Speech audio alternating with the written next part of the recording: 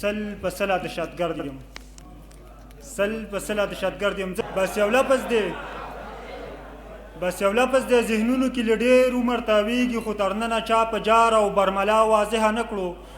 پس له ښه ډېره تحقیقه زه په دې به نن ګویا شم سړی ولې دهشتګرد شي. زه په دې شونډې پرانیزم د دنیا د کتابونو په دې باب کې نچوړ دا دی چې مظلوم برداشت د ظلم نه منکر شي دهشتګرد دی. ډېر ماضي ته پسې نه ځو حال به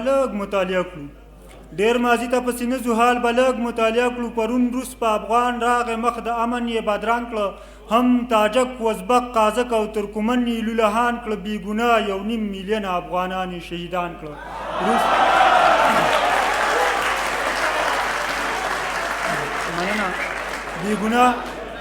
بې ګناه 1.5 میلیونه افغانان یې شهیدان کړه. روس نن هم اسکغړی دی دهشتګرد افغانستان شو.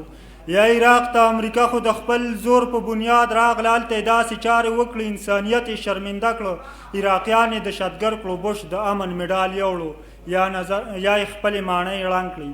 صدر صاحب یا یې خپلې ماڼۍ ړنګ کړي، لاس یې پاک په اسامه کړو، بیا د یو سړي تر مخ یې ړنګ همه افغانستان کړو.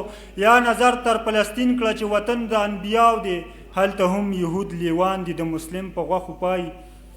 که برما که چیچنیا ده خو مظلوم به دهشتګرد وي، خو ظالم چې کافر دی بیا د امن مډال یوسي. که کابل دی که بغداد دی که غزه ده که کشمیر دی، پکې وینه د مسلم بلا ارزانه ده بهیږي. که کابل دی که بغداد دی که غزه ده که کشمیر دی، پکې وینه د مسلم بلا ارزانه ده بهیږي. څوک چې ظلم او د جبر نه انکار وکړي راپاڅي نړیوال د باغي او دهشتګرد په نامه مړ کړي. که یهود دي که هینود دي که ملحد که صلیبیان دي، که صلیبیان دي، ټول کفار په یو طرف دي د مسلم نسل کشي کړي. دا یو لویه منصوبه ده او موږ خپل لاس و ګریوان یو. اتفاق او اتحاد شئ، رابیدار شئ، یو جسد شئ.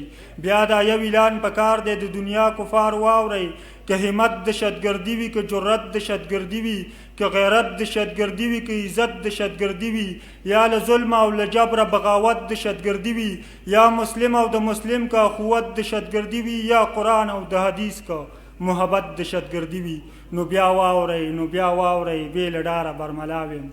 بس دا زه فخر افغان بیا سل په سله دهشتګرد